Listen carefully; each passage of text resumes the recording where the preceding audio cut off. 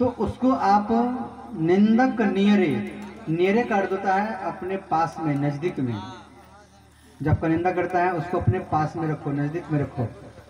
और कैसे रखो? तो निंदक नियरे राखिए आंगन, अपने अंगना में रखो। आंगन कहाँ होता है? जब आप घर से निकलते हैं तो आंगन में निकलते हैं। तो निंदा करने वाले को अपने आंगन में रखो। और आंगन में कैसे? तो निंदक नियरे राखिए आंगन कुटी। कुटी का अर्थ होता है एक झोपड़ी, एक झोपड़ी, एक महल, एक घर उसके लिए बना दीजिए। तो कहां पर बनाएंगे? तो उसको अपने आंगन में बनाएंगे। निंदक नियरे राखिए आंगन कुटी छवा, उसके लिए एक घर बना दो और उसी घर में उसको रखो। और जब आप घर से निकलेंगे बाहर तो उसका नजर आपके ऊपर पड़ेगा तो तुरंत आपका निंदा करना शुरू कर देगा। तो उसी समय क्या होगा? जब ऐसा करेंगे तो आपको वो कैसे कर देगा? जैसे कोई बच्चा जन्म लेता है, कोई बच्चा जन्म लेता है तो उसको तेल से, साबुन से, पानी से साफ किया जाता है, सबको मालूम है। उसी प्रकार आप घर से निकलेंगे, उसका नजर आपके ऊपर पड़ेगा, तुरंत निंदा करना शुरू करेगा तो समझ लेना वो अपने जीभ से चाट चाट करके आपके निंदा को समाप्त कर रहा है। और आपको कैसा बना रहा है? तो बिन साबुन पानी बिना निर्मल करे सुधार, आपको निर्मल कर देगा। और भगवान स्वयं बोले हैं, निर्मल जन सो मोहि भावा, मोहि कपट छल छिद्र न भावा। वो व्यक्ति भगवान को अति प्रिय होता है। एक व्यक्ति भगवान को पाने वाला है, उसका क्या लक्षण है? एक व्यक्ति भगवान को प्राप्त करने वाला है, उसका क्या लक्षण है? तो जगत गुरु श्री शंकराचार्य जी को प्रश्न किए, जब बाबा कोई व्यक्ति भगवान को पाने वाला है तो उसका लक्षण क्या है? तो जगत गुरु शंकराचार्य जी बोले, जो उसका आप निंदा करो, बुराई करो। देखो, आपके निंदा बुराई को सुन करके वो क्रोध करता है या शांत रहता है। यदि वो आपके निंदा को, बुराई को सुन करके, गाली को सुन करके शांत रहता है, मौन रहता है, कुछ बोल नहीं रहा है, तो समझ लेना वो व्यक्ति भगवान को पाने वाला है।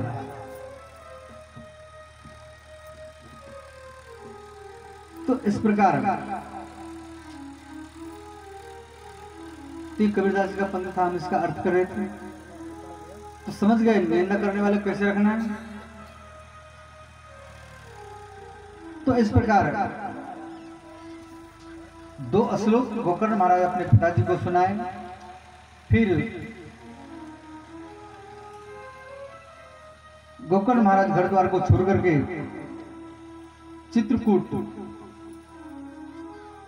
चित्रकूट में श्रीमद् भागवत को प्राप्त करते हुए उसका मृत्यु हुआ। इधर घर में बचा धुंधकारी। धुंधकारी क्या किया? माँ से रुपया मांगता था, जब हमें रुपया तो हम जुआ खेलेंगे, मदिरा पिएंगे। तो इसके माँ मना किया। तो ये धुंधकारी ने क्या किया? अपने माँ को हाथ पर बांध करके एक कुआं में डाल दिया और अंतिम में इनका मृत्यु हो गया। अब घर में केवल धुंधकारी बचा। अब धुंधकारी क्या किया?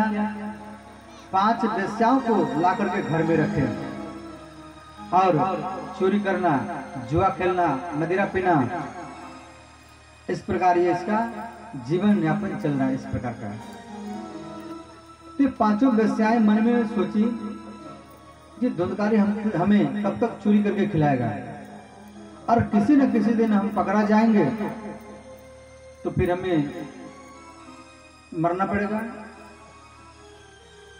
तो सबने मिलकर के और मुख में आग डाल दिए और तरपा करके धुंधकारी को मार दिया। तो अंतिम में धुंधकारी महान प्रेत योनि में चला गया, प्रेत बन गया धुंधकारी। पिता को फिर सदगति मिलता है। तो ये गोकर्ण महाराज अपने भाई के लिए 100 बार गया में पिंडदान किया और अंतिम में अपने जन्मभूमि आ रहे हैं। जन्मभूमि जो होता है, जन्मभूमि स्वर्गादपि, जन्मभूमि जो होता है स्वर्ग से भी बढ़कर के होता है। तो गोकर्ण महाराज अपने घर में आए और रात्रि का समय है, एक खाट के ऊपर में बैठे।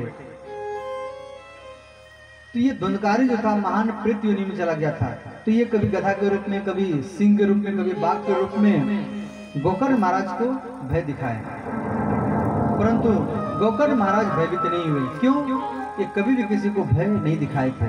जो दूसरे को भय देता है उसी को भय होता है। तो गोकर्ण महाराज कभी भी किसी को भय नहीं दिए, तो भयभीत नहीं हुए। तो अंतिम में जल अभिमंत्रित करके वो प्रेत के ऊपर में छींटे, तो प्रेत के अंदर में बोलने की शक्ति आ गया। तो श्री गोकर्ण महाराज श्री प्रेतवाच, तो गोकर्ण महाराज कहे आप कौन हैं? तो वो प्रेत बोल रहे हैं, श्री प्रेतवाच अहम भ्राता तदमेस्मि धुंधकारी नामतः सोप्यनेव दोषेण ब्रह्मतो मनासितम मया। वो प्रेत कह रहे हैं, जब मैं आपका भाई धुंधकारी हूँ और मैं अपने किए हुए पाप के कारण मैं महान प्रेत योनि में चला गया हूँ।